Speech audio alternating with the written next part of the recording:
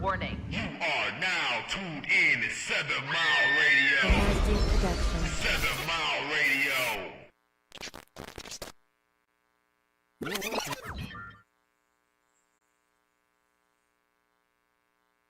Evening, everyone. Thanks for joining the Excuse My Truth podcast with Mac and Macho and our special guest, Miss Tay Ford.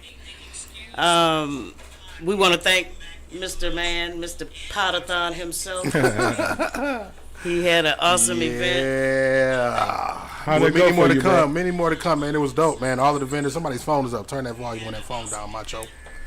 Yeah, man. All of the vendors, man. We had 40 plus vendors. Everybody made money. You know what I'm saying. So that was my main objective for those who were supporting the event. You know what I'm saying, is for them to get their support that they needed. You know what I'm saying, and that happened. And everybody had a good time. Everybody's looking forward to the next event. Everybody's ready to sign up for the next event that I do, the next outdoor event. And you know what I'm saying, it was just a beautiful thing, man. I can't wait to come out and bring the tent out. Yeah. And we can do another marathon with all of the podcasts, even more of the pod. I want all of the shows to have their own. I just got a plug on some smaller tents, like the one I got. Like each show can have their own tent, like it's real affordable. Oh, okay. Because I'm gonna do the graphic design, so y'all ain't got to worry about that. So yeah, we're gonna really do it real big next year. That sounds good, man. I definitely want some smoke with that. Oh man, next year is about to be a big deal, man. I want to have a hot air balloon ride next year and shit with the logo on the balloon and take the kids up in it. Like, yeah, I want to do something crazy. So, yeah, man, it was a real good event, real successful. I wish I could have been there, but you know what I mean? duty calls. Hey, you know. that was just the first one. We about to have a whole series of them boys now. Now that I know the blueprint and later, that was the first one. That was the practice one. Right. That was the practice one. So you know, we're gonna be hitting the field for real with the next ones. All right, ladies and gentlemen, let's introduce our topic for tonight. We are honoring Suicide Awareness Month. Somehow or another, suicide has become a very viable option for a lot of people when it hadn't always been that way. But it seems that people are committing suicide, at least in our community, at a higher rate than in times past. But nevertheless, many of us are either struggling, have struggled, know someone who is struggling with depression, and or have been impacted by somebody who has committed suicide in our lives. So tonight we want to talk to you.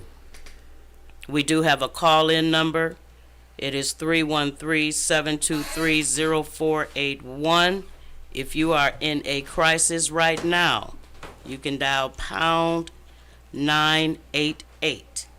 Before we even get into the topic and get too deep, I want to introduce our special guest, Miss Tay Ford. Yes.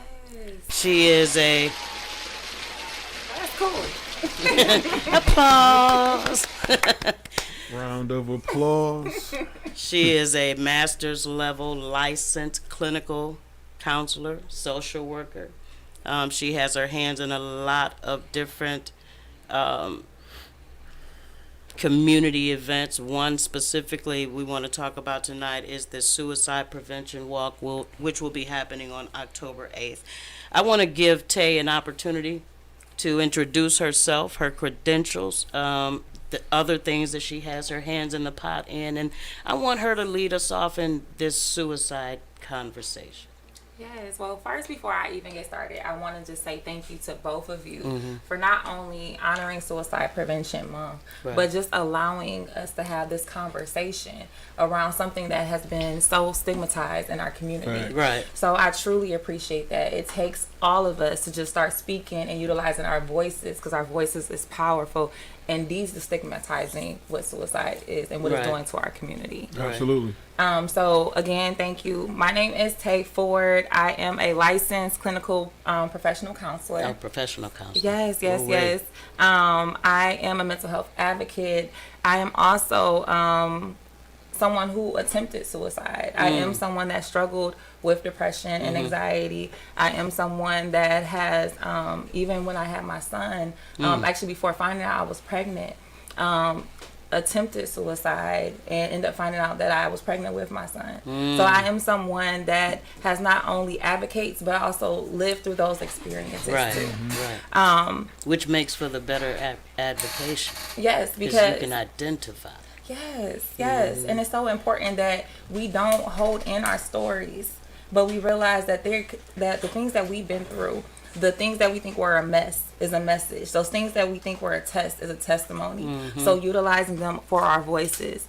And again, like you said, I am one of the co-chairs of the American Foundation for Suicide Prevention Out of the Darkness Walk, Metro Detroit. So there are over 50 different walks going on across the country, including Michigan. There's just a plethora of different walks, but I'm a part of the Metro Detroit Walk. Okay. And I'm so grateful to be a part of the Metro Detroit Walk because I am a native of Detroit. Right. So that is definitely a blessing. Where'd you grow up from? So I'm from West 7 Mile. Okay. West 7 Mile, and then I moved over to 8 Mile when I was 14. Okay. So how long has Suicide Awareness Month been like nationally recognized, and how long have you been kind of involved with the movement? Yes, so nationally recognized, I am not 100% sure on that, so I will have to get back to you on that. Or you guys, if y'all watching, y'all can Google it probably faster than I can get back to you guys. But I have been supporting the American Foundation for Suicide Prevention for 2 years. Nice. So actually, I went to Central Michigan University and got my clinical master's my degree. And then I decided I wanted to give back. I did not just want to become a clinical therapist. I wanted to actually work in the community. I wanted to really start to bring suicide awareness, especially to the African American community. So I joined the American Foundation last year as a volunteer in regards to resources. And then they asked me to be a co-chair last year. So this is my first year as a co-chair. And it is the largest walk in Michigan, too. So we're expecting about 1,000 people in downtown Ferndale. It used to be in Hart Plaza, but after COVID and different things regarding COVID, it's now in downtown Ferndale. Okay. Nice. And what time is that walk starting on that October 8th? Yes, so registration starts at 8 o'clock, but the walk starts at 10. Okay. There is no registration fee. Okay. There is no registration so this fee. is just voluntarily and free. Yes, you can participate in the walk without a fee. We do take donations because it is a fundraiser. Right, absolutely. And all of the proceeds go to helping us talk about more of suicide prevention in our communities, in our schools, in our churches, in our community organizations. So it is fundraiser based, but you do not have to pay a fee to walk. And if you donate, it's your choice. Okay. That's powerful. Well, let's talk about it. Suicide. What are the warning signs? How do we as friends, family, support systems identify those warning signs? How do we help? Where do we go? Where do they go? How does it impact those that are left behind without answers? Yes. So you kind of asked a couple different questions. That was a lot. So, I'm going to get it together. That's what I'm saying. But I'm going to go into it first with the warning signs. So it's there is no set reason of why suicide happens. Right. It can be different reasons for different people and different things that they're going through, depending on stressors or life situations. But some of the warning signs to just be aware of is when someone starts to isolate. They used to be really engaged. When someone moods and behavior tends to change, you see more of a depressive mood or an anxious mood. When they start to give away pricely possessions and things that they held closely to them. When that loved one starts to talk about killing themselves and feeling like a burden to someone or to different things in their life. In addition to that, some of the things that we can do is to be bold in asking. A lot of times we are afraid to use the word suicide because we think if we say suicide, oh, I put that in you, and that's what now you're going to start thinking about that, right? It's a trigger. You're going to start thinking about it, but it's not. If we are boldly to ask the question, like, "Hey, are you thinking about suicide? Are you thinking about committing suicide?" That lets the person know that you're also not afraid of utilizing that word. Right, and they can talk to you. And they can talk to you. The words matter. We talked about that before. Words matter. And even with that, it opens up the door to the conversation because even if that person says, no, I'm not thinking about suicide, then you can also let them know that, okay, well, I'm here for you to talk to. I'm here. No matter what. No matter I'm what. not going to judge. Yes. And then also that there's resources. Right. So giving someone resources, again, is not you putting in their mind that there's something they're going to do something, but it's letting them know that you There's care help, enough. And just in help. case. Yes. Yeah. There's help. So one of the things you said, and I'm so grateful you said it, was that crisis line, the National Suicide Hotline. It was passed. We are now up to 988. Right. Pound 988, Pound right? 988. Yeah. And how important that is to be utilized. And not have to dial 6 more numbers. You know, that can make a difference. You know what I'm saying? Pound 988. Yes. So if you dial pound 988 from your device, you'll go straight to the suicide hotline and be connected with, you know, supportive, compassionate, empathetic, understanding, qualified people. And sometimes that can that's what help you people walk. need, though. Sometimes people just need Somebody to talk to. help, Yes. right? And without scrutiny, without being judged, without being laughed and ridiculed. And a lot of times when you think about the youth and how social media impacts the youth and puts them in that critical, isolated situation. You use that word isolated, and as broad as social media is, it can create that isolation when social media bullying happens. And you know, when we grew up, you know, you got your ass beat. Nobody knew but the people that were there. Right. Now the whole world can now, see it on. absolutely. Before you finish getting beat up, it's World already Star. viral. You know what I Right. mean? And then when you're trying to go through a healing process a year later, it's now revisited because somebody's now sharing it again, and you never are able to get over that. And I know of a few instances where, you know, my kids have dealt with their peers have, you know, committed suicide behind like social media bullying, and it's just very unfortunate.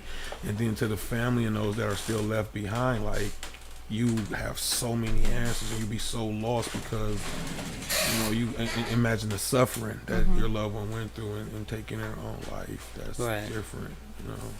I want to. Oh, go ahead. Go ahead. I'm Look, rock, paper, scissors. Like me and right. one of the things I want to talk about and piggyback off what you said in regards also to bullying is in social media is it's utilized in so many ways, and it's so important for us as adults to start talking more to youth and communicating them and letting them know of these resources, but also letting them know what we went through too. Yeah, and so our human experience Yes. coming up. That is important to talk to our kids about because, you know, they look at us like, okay, you're our superhero hero or whatever, and they have no idea the struggle you went through.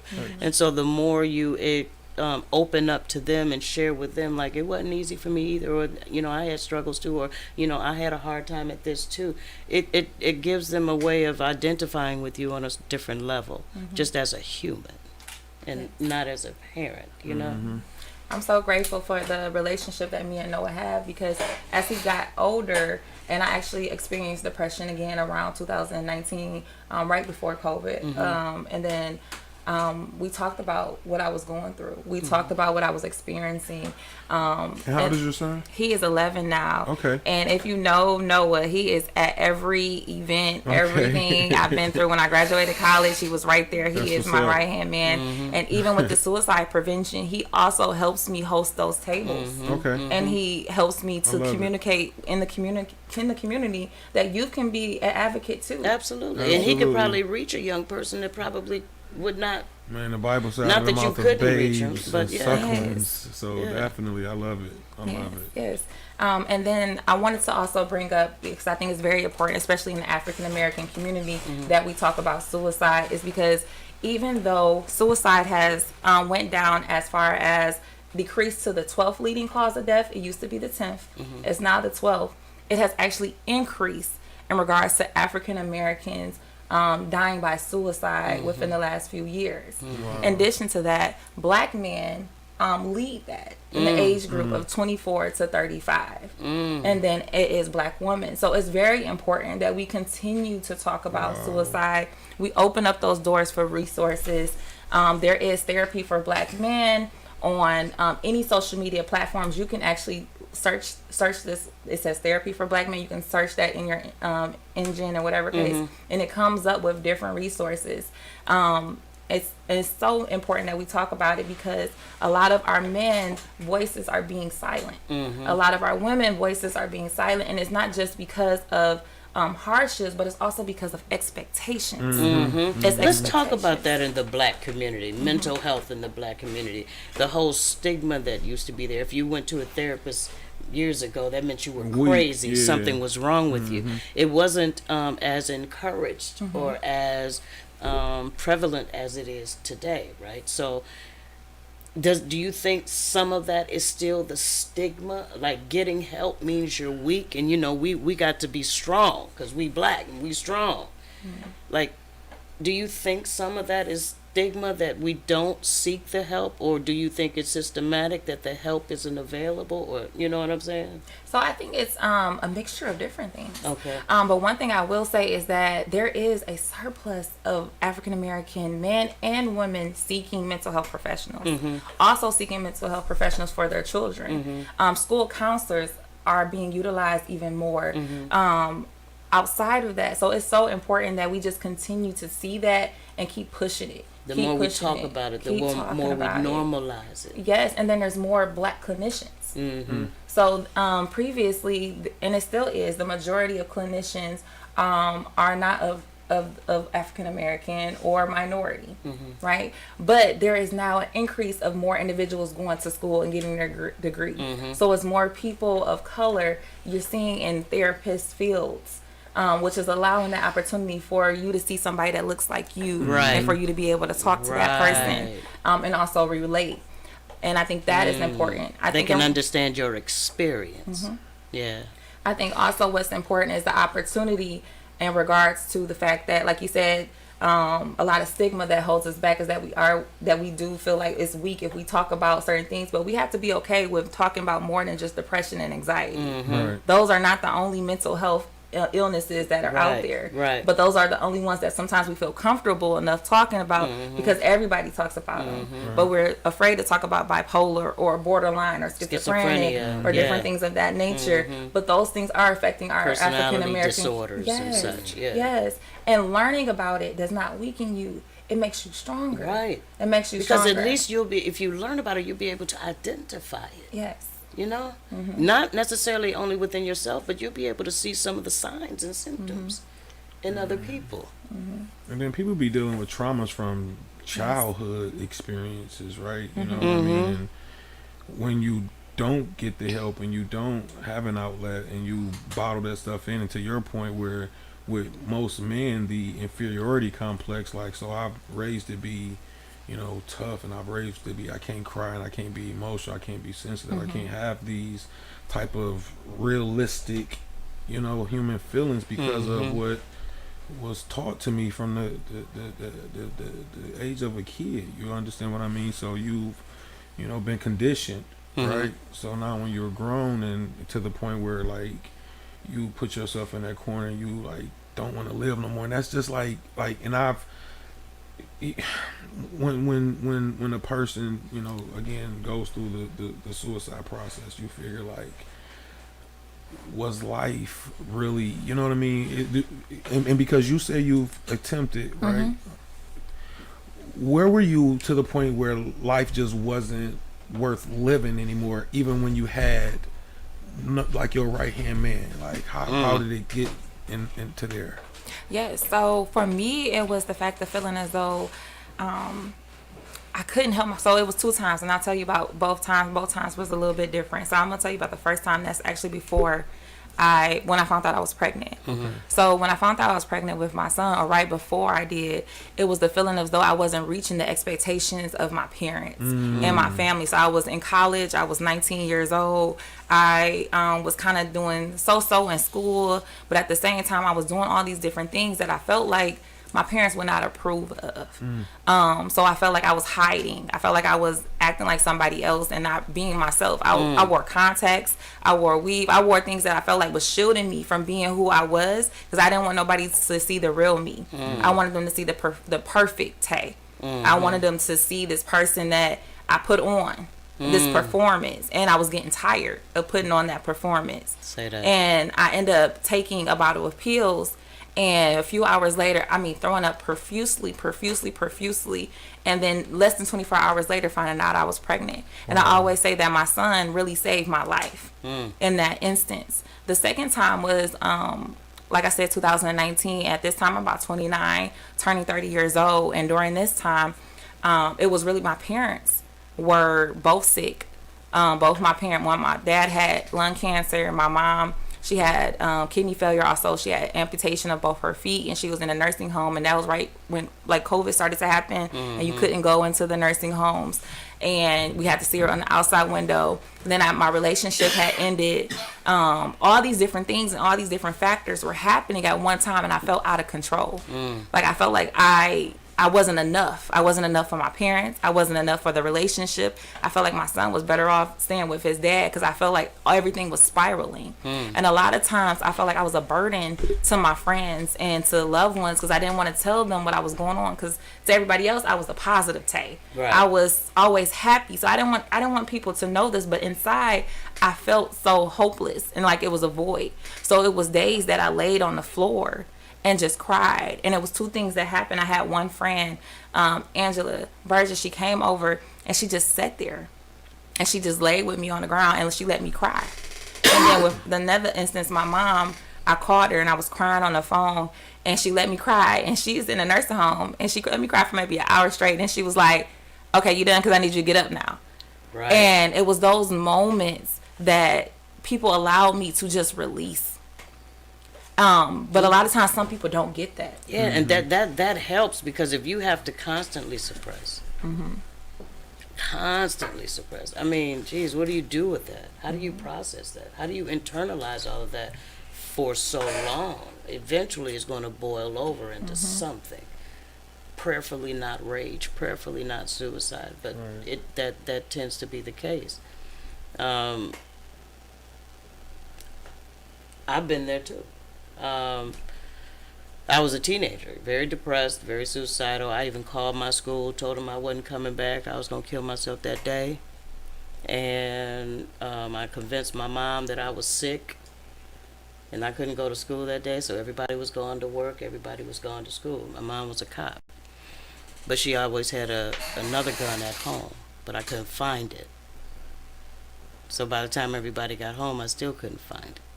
So I couldn't do anything, right? So, but still, I called the school, right? So now they're on alert. So the school counselor comes to the house, like, to pay us condolences. I'm still alive, though. But in my situation, I will say this. You know, I was very, very, very depressed. I did the whole isolation. I stayed in my room. I played my instruments, or I wrote in my journals type stuff. I stopped doing the social things that I used to do, you know, but nobody saw the signs, right? And you definitely back then couldn't really talk to anybody because it wasn't acceptable. At least in my home, you didn't talk about that type of shit. Ain't nothing wrong with you. You be all right. You know what I mean? But so anyway, it got to a head. But what I did realize in the end was, had I succeeded in that thought, in that plan at 16, I realized later in life that there was so much more purpose to my life that I was unaware of. Even the stuff that I was going through prepared me for that purpose. So I can look back on my life and some of the struggles that I had and some of the things that have happened in my life and see how it benefits and how it contributed to me being prepared to be a parent of a child that I didn't birth, a child that was abandoned by his mom just like me. Would I have had that compassion? Yeah, it hurt. But it put a compassion in me, and it set me up for purpose. And so what I say to people who are suicidal, you have no idea what the setup is. That's preparing, that trauma, that hurt, that pain. If you can get through it, if you can work through it, if you're willing and wanting to, and there's resources out here, I promise you, once you come on the other side of that thing, purpose happens. And it all makes sense. So I'm glad I didn't succeed. And I'm praying none of you listening succeed. Because there's purpose on the other side of that thing. You just got to get through it. Get the help. Don't be ashamed to tell people how you really feel. If people ask you how you doing, stop saying good, I'm fine. Tell them the truth. Like, I'm hurting. But when we ask that how you doing, we got to be willing to hear the real. And not just the general response that people tend to give. Can you look past my facade and see my pain? I think that's powerful that you know everything that you're saying. And one thing I just want to just also mention is the fact that even if you don't have that support at home or in your friendship circles, there are different organizations that are out here that care. Support groups, Absolutely. Resources. AFSP.org. You can go on that website. We have support resources for not only youth and adults, but also for suicide loss survivors. In addition to that, there is mental health support, and there's different organizations. Don't stop looking, because you don't have to be someone that you know that loves you. I can love you and never met you in my life. Stranger that's set in your life in that particular time and dispensation to just be that balm in Gilead for you. Yes. You know what I mean?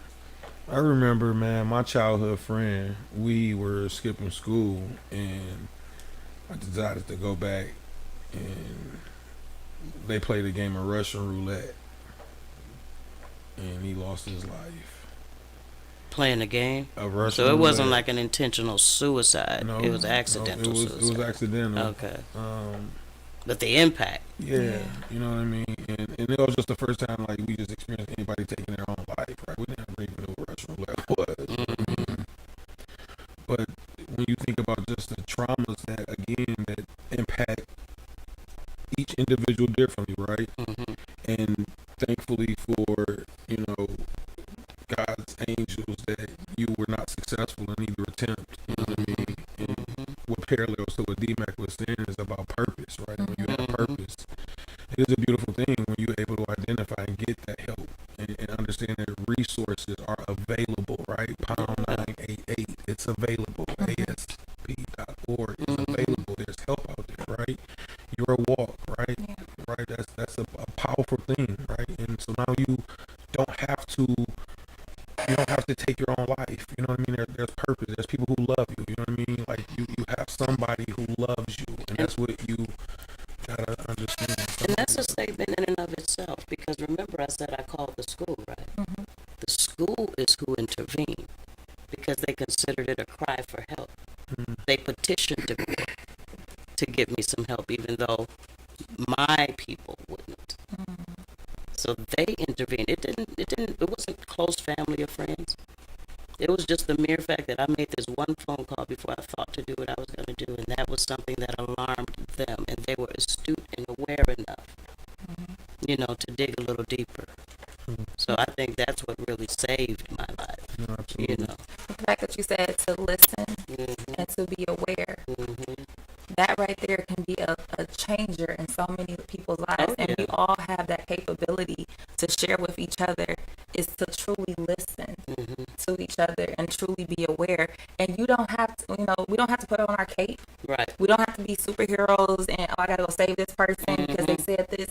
No, what you can do though is walk beside them and say, hey, let's go get some help. Yep. I can't help you in this capacity, but I'm willing to walk with you. Right. I'm willing to give you the resources.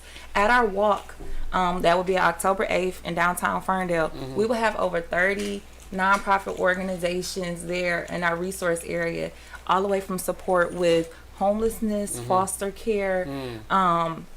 We have support with the LGBTQ community. We have support with veterans. We have support just overall. We have sororities. We have fraternities. It's just a day of hope to let you know that you can utilize your voice. You can get support for others. And then there is a community that wants to see you succeed. Yeah. And many of the people that are walking have lost people to suicide, right? And so it's just it would be an awesome thing to see. Yeah. It's gonna be a hard honoring day. those people's memories. Yes. And just trying to bring strength and encouragement to those still here. Yes. Yeah. Definitely. We do still have a call-in number if we have anyone on here who might want to ask Ms. Tay Ford or either of us any questions. The number is 313 723-0481. The phone lines are open. If you've been struggling with depression, contemplating suicide, just need someone to talk to, need some encouragement, give us a call. We're here. Or has suicide ever impacted your life? Like, have you ever lost a relative to suicide? Have you ever experienced personally the impact that suicide can have on someone? How have you dealt with that aftermath and that reality of one of your loved ones committing suicide? Have you, Tay? So I have not experienced that, but I've had the opportunity to walk alongside others. Some people say well, I'm gonna say understand, but you've seen their experience and the impact that it's had on them. Yeah. Have you? I have, and you know, we were like really involved in the church, and one of the families of the church who actually had the day that they left the church, one of the youth like hung themselves, and that was just disturbing because again they were just all at the church, you know, and this person was just in such a dark place and nobody knew because they were so, you know, engaging. Like you were devastated because you're like, no, like how, like you know what I mean, how could that person like do that when you just saw them like that? You know what I mean? And at the time I think I'm maybe 23, 24, maybe processing that, but that was just different. Yeah, that was different. Well, I certainly have experienced it. My older brother, 12 and a half years ago, killed himself. And, you know, it was 6 months after I got Donovan. So I'm like, God is like really something else. You know what I mean? So it's like you knew like that would probably send me into a tailspin of depression to where I'm just going to isolate again, lay in my bed, don't want to get up, don't want to do nothing. But I have this 6-month-old baby now. I got to get up even if I don't want to get up. I got to live even if I don't want to live. You know what I'm saying? I got to push because now I've made myself responsible not just for my life, but for another life. So it was just the purpose of it all. I mean, it was sudden and it was devastating. I talked to him that morning at about 9:30 before I went to church. He wanted me to come see him. I said, I'm coming after church. I couldn't even get out of church before my phones are blowing up, giving me the news. So, you know, you deal with a lot of guilt because what if I didn't go to church and just went right away? You know what I'm saying? You deal with like, damn, I mean, guilt, just like sadness because it's like my brother was like my superhero, right? My brother taught me how to cut hair, everything I know, you know what I'm saying? But my brother, I thought was stronger than me. Most people in my family thought I would be the one to commit suicide because I was the emotional one with all my shit on my sleeve, calling out, talking about suicide and all that. But I was the one that got help. I was the one where the system intervened and got me therapy and got me counseling and got me out of the environment. He got out of the environment, but he went to the streets. And so once again, now you got to get this bravado persona, and you never have ever dealt with the demons. Never got the help. You know what I'm saying? So when it happened, it's kind of like I understood because we lived a lot of the same experiences, but I just was in disbelief.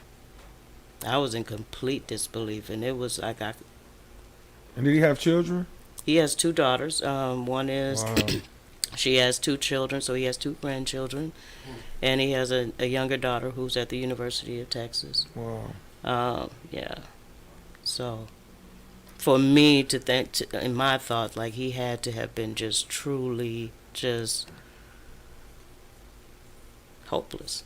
Yeah, that's But the fact that you, like, it's sad when you feel like you can't really be real with anybody because everybody has you up here. You know what I'm saying? So it impacts the people that are left behind. It leaves a lot of questions. Depending on the circumstances, it leaves a lot of guilt. I'm about to cry, so somebody else talk.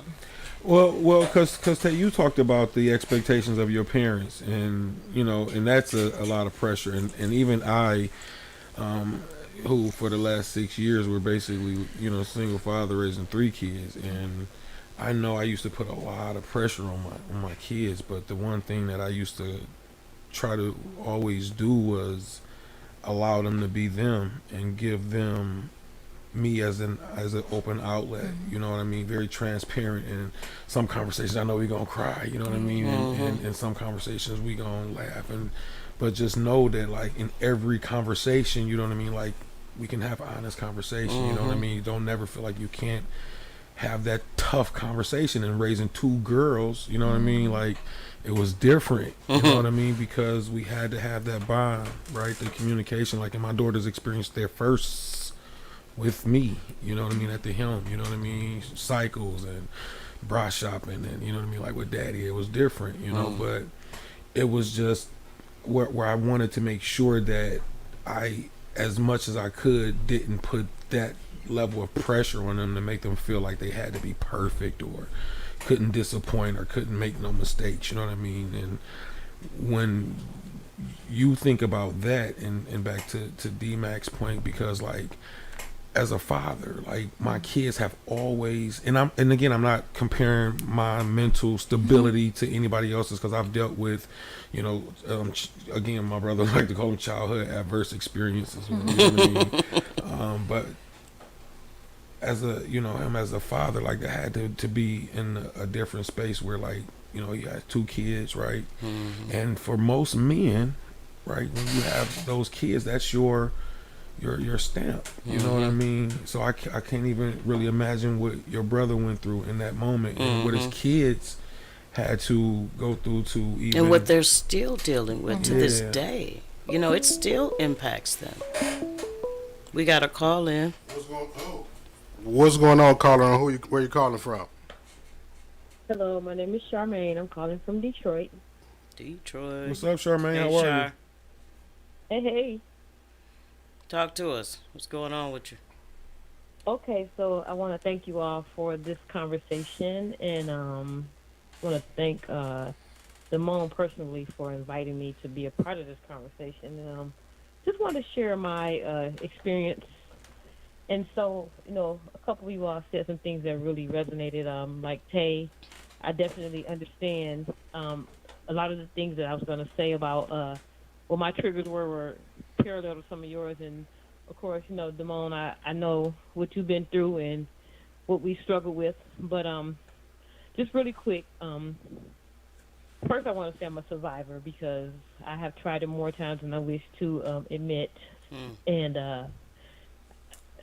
as of recently, as of the beginning of this year, like the first few days in January, I had so much promise, but then my heart got broken.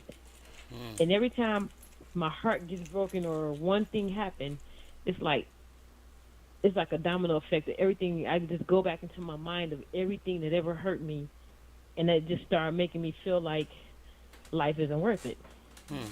So I'm laying there calling the person that hurt me with a ton of pills in my hand, just begging to talk, and they wouldn't take the time for me.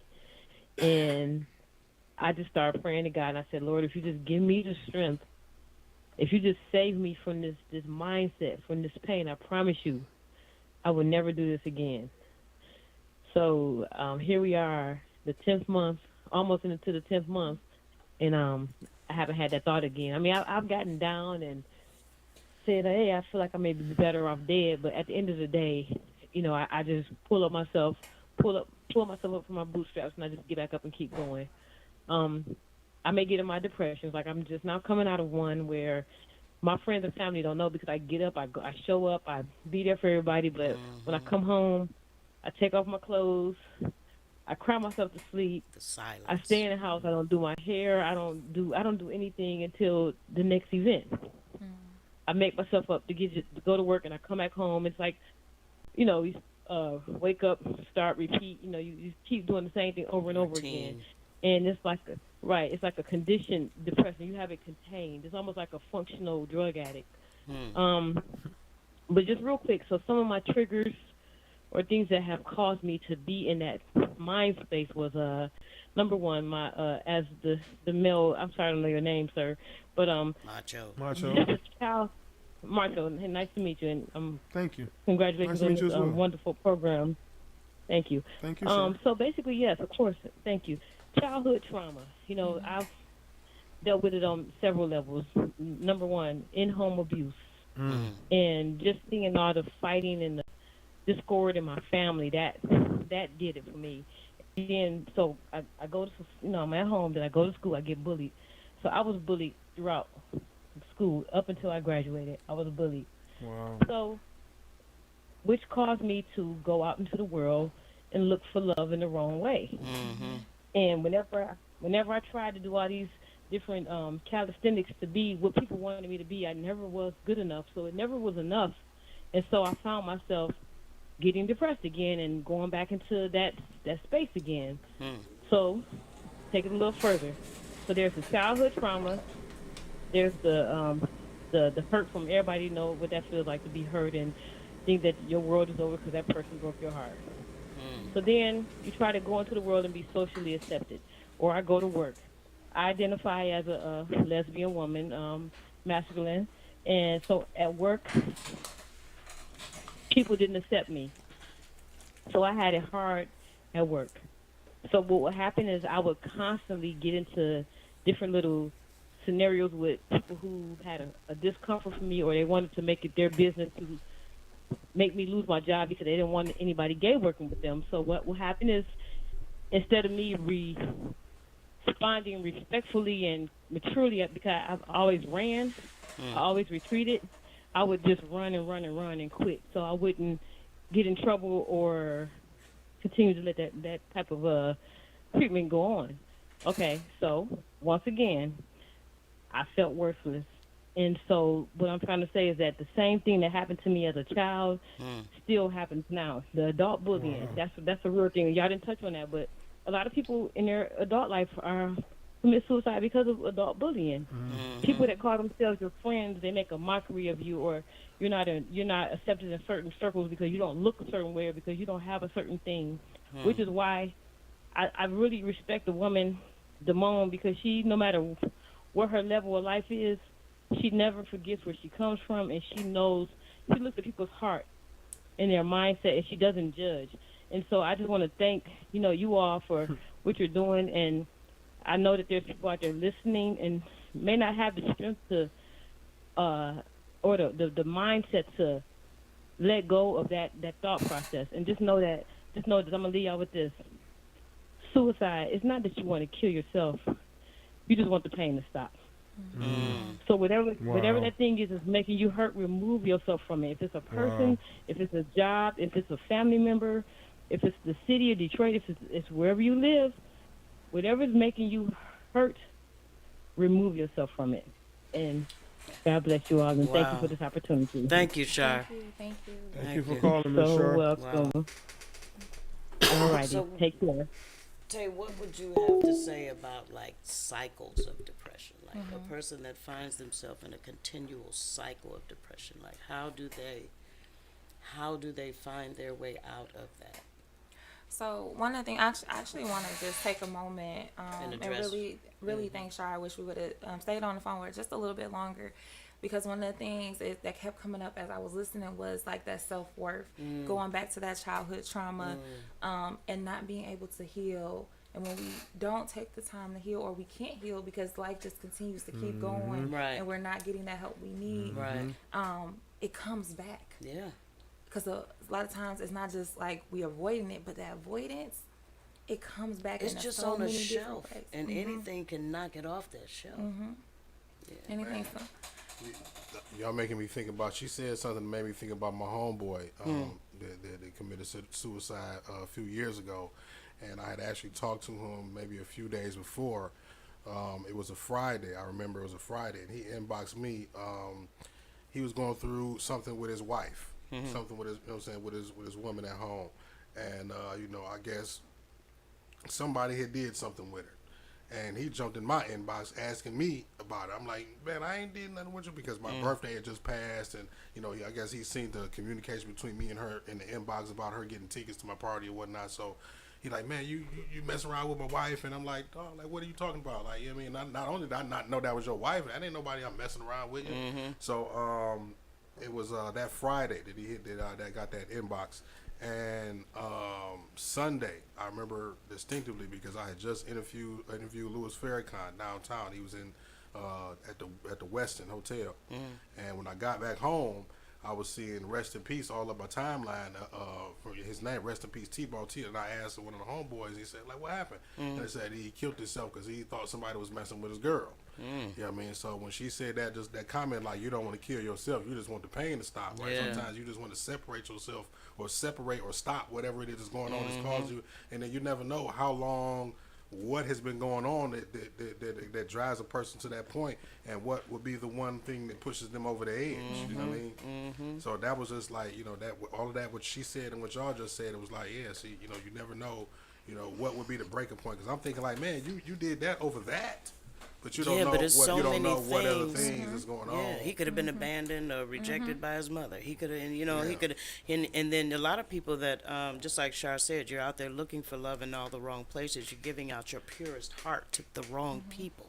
I feel Go ahead. I was about to say, I feel like that message, because I truly didn't do nothing with it. I feel like that was like maybe my chance, but I didn't know. Like my chance to reach out and try to, console them in some kind of way to make them feel better about the situation. But again, I didn't know the depth of the situation. I mean, he did, but yeah. Sometimes it that's just what be is. that one last thing that it's just like one more thing happened. I'm just, what, but.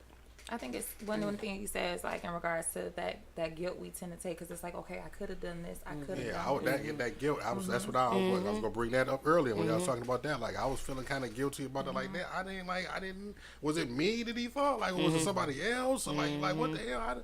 So yeah, that's And again, you don't know how it'll feel like. That was just a friend of mine that I knew. It wasn't even like a business associate. I knew him from the hip hop scene, so it wasn't even like a close friend. But then I'm still like got the guilt. Like dang, like what the hell? I didn't even. What did I do? It goes way deeper than the last situation. Just like she was talking about the childhood trauma that was undealt with that had triggers. You understand what I'm saying? And that's what she used, trigger, that word. Yeah. And going back to what you said in regards to the fact that when we don't deal with those things, they come back up. That creates the cycle. And they keep coming back up, and they create that cycle. And then a lot of times we don't know how to talk about it or to go to certain people. And we're looking for something to fill it, and it's only temporary. It's only temporary. So spending that time, spending that time to work on yourself, I'm not going to hold you up. It's hard. Yeah, it is. It's hard to really start facing childhood traumas. It's hard to start going through the healing process, because the healing process is not rainbow and blue skies. But that's why it's so important to get with a licensed professional counselor or a social worker, MSW. Somebody that can emotionally safely guide you through that thing. It's so important because you don't have to do it on your own, because when we tend to do it on our own, it causes more and we revert back to our coping mechanisms that we know. You know what I'm saying? We might start out on the path, because I've started on the path several times, from 16 to 50. You know what I mean? But yeah. But the fact that you said that from 16 to 50, it's always an opportunity to reset, restart, and readjust. Absolutely. And reset, restart, and readjust. Always an opportunity, because it's someone that cares enough.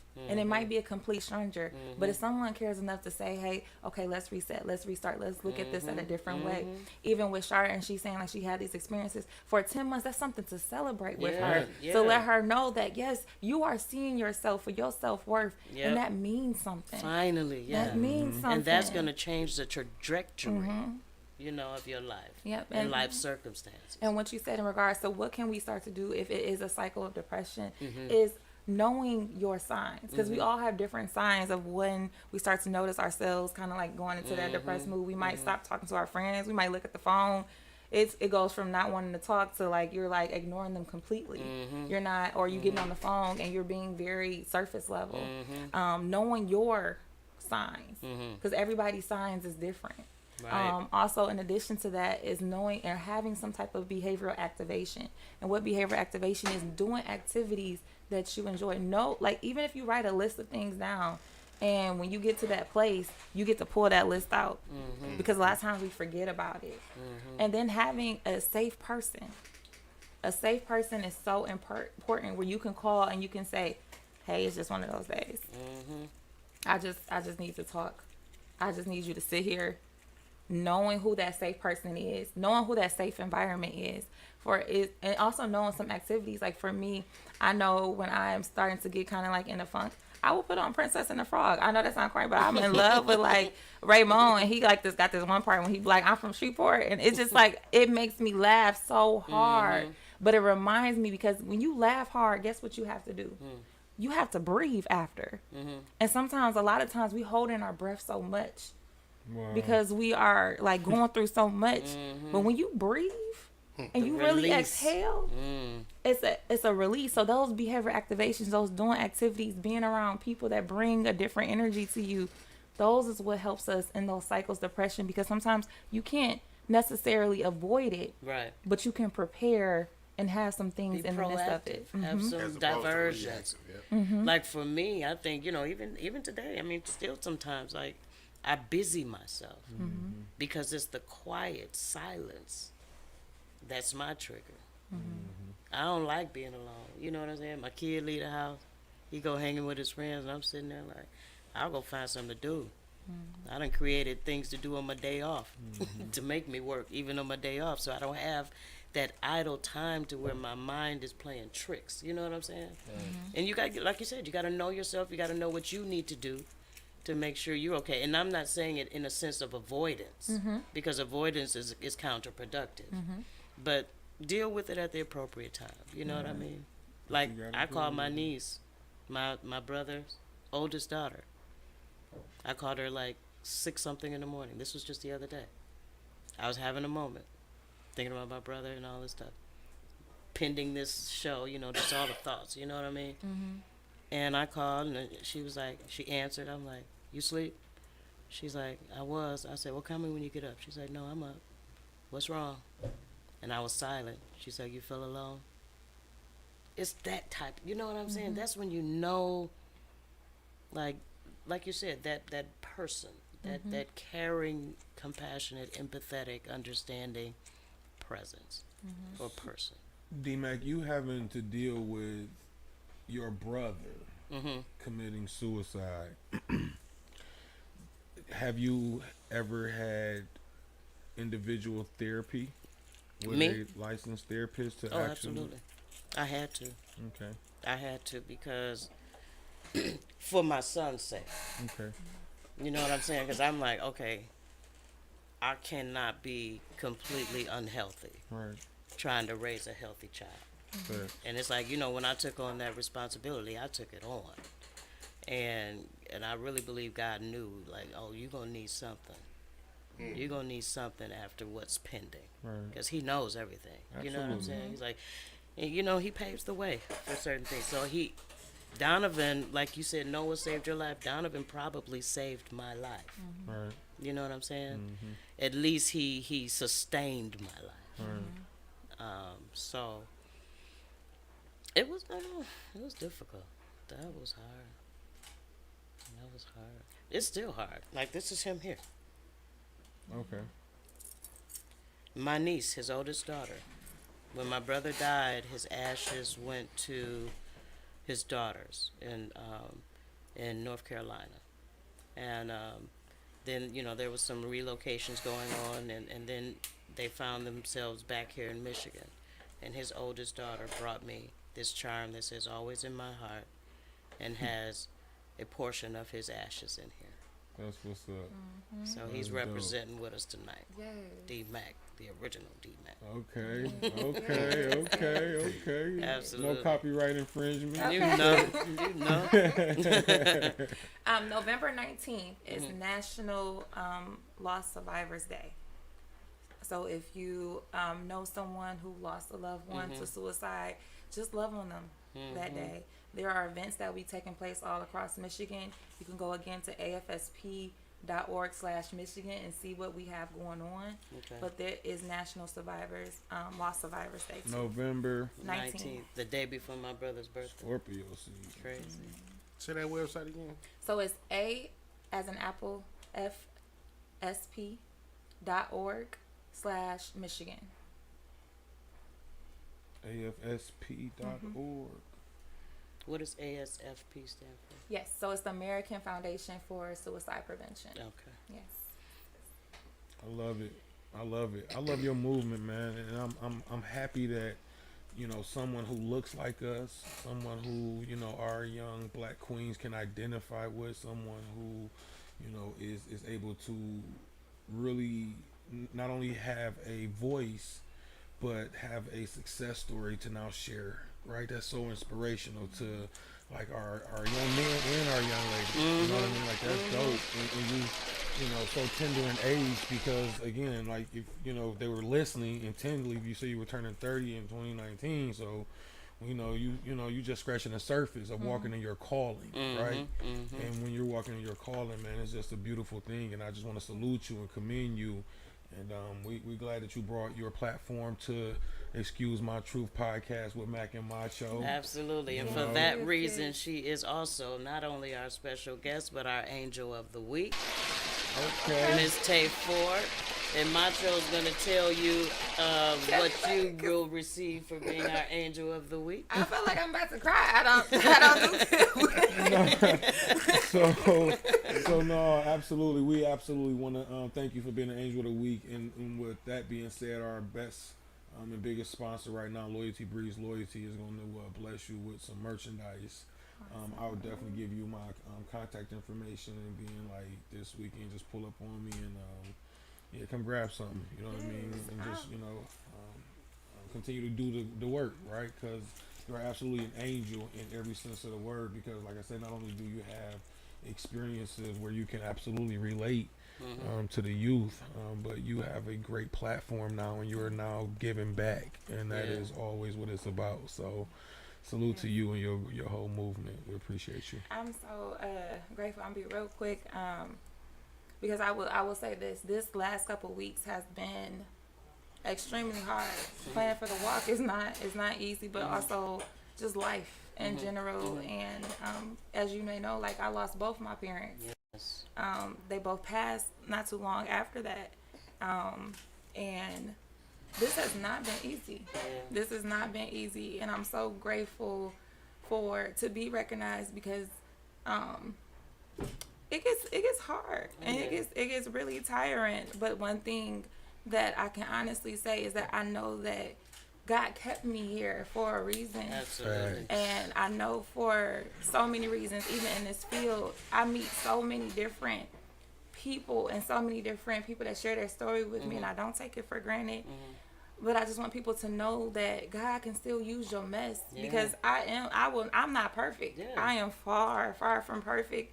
But every day God continues to say, I'm not through with you yet. Even the encourager.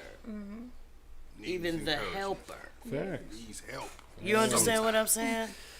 So, Amen. I mean, even the social work, even the clinical counselor, do you know how much they give out that they have to replenish? True story. So it definitely is important for even you as the professional to have encouraging people in your life. Most definitely. You know what I'm saying? Definitely. So I took this week off. You did? I did. I took this week off. So for you to say that, I told my clients, I said, look, I can't pour into you. Regroup. Until I can get myself together. And sometimes we gotta be comfortable speaking our truths. And I go back to you're going to get burned out. Use your truth. Like I need a break. Use my Let truth this be the podcast. summit of your break, of your and your confirmation. I'm human. I'm human too, and I need a woosah moment Yes. to get me together. So thank you. Thank you. Do you have any final thoughts for our listening audience? I like that shirt. Can you talk to us a little bit about that shirt? Yeah, so AFSP, American Foundation for Suicide Prevention, we have merchandise that we have with apparel with different suicide prevention quotes. And one of these ones I have on today is we can stop suicide. I need a large. I got you. Yeah, I got need a you. large. Me too. Large, same thing. I got you. Everybody large, okay? Large. I'm the littlest person here talking about large. I just don't wear my shit tight though. Yeah, I do. I like to show my tattoos. Hide your granny. I'm a whole pop-up on here. Okay, we got merch going on in this Yes, motherfucker. yes. No, absolutely. Yeah, I Networking in the definitely want to rock that, man. I only wear my brand and other brands that support my melanin, you know what I mean, and my melanated people. So you know what I mean. I'm all about that, you know. So I definitely want to be one of those. I like that because we absolutely can't stop suicide, right? Like you said, we got to talk about it. We got to talk about it, and that's what I want to leave with viewers today is to know that your voice matters, no matter what you have been through. And what you are even going through, your life matters, your voice matters, and somebody wants to listen. Somebody wants to listen. Tay Ford, ladies and gentlemen, we appreciate it. If they know that ear is sympathetic, empathetic, and compassionate and sincere. Yes. Yeah. Redirect. What are your final thoughts, Macho? Can you hit them with those 3 R's again one time for me? Yes. You can reset, you can restart, and you can readjust at any moment. I like it. What's your final thought, Macho?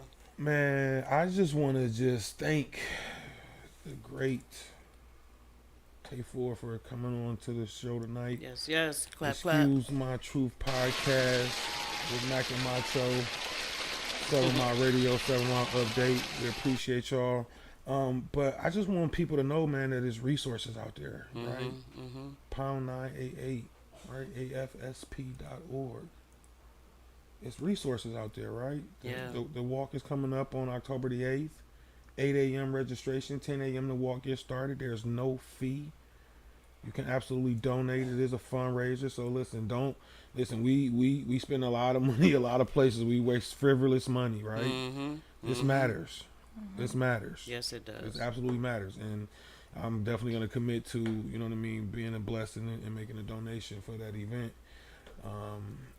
And I'm gonna provide some merchandise too for the event, just for you to bless the people, because it's gonna be kind of nippy. So we gonna send some hoodies out there for the people.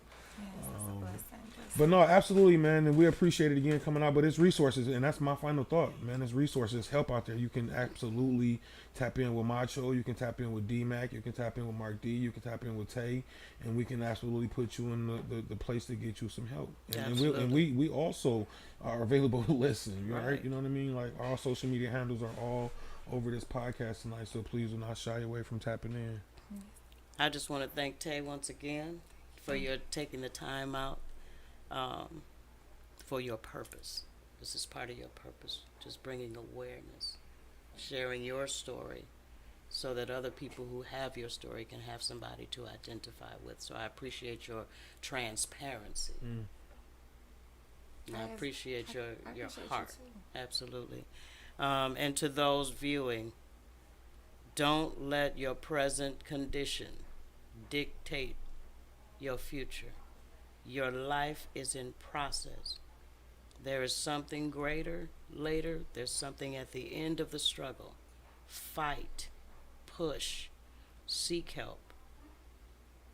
Reach out to the resources that were made available earlier. Pound 988 if you're in a crisis. Please call. Go to afsp.org to get information on resources, counseling, groups, anything. What's your social media handles, Tay Ford? Yes, so my social media handles is at Tay Ford on Facebook, at Tay Ford on Instagram. I think those are two I'm on. I'm not on anything. She's a brand. She is her brand. At Tay Ford on all social media handles, so you can absolutely reach out to her to get more information about the walk on October the 8th. And with that, we're going to bring it to a close. I hope we're leaving out on time tonight, Mark D. Yeah, y'all good, baby. Y'all good. Y'all good. Conversation could cut that one off. Absolutely. All right.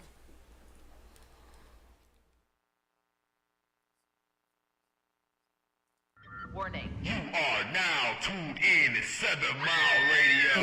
7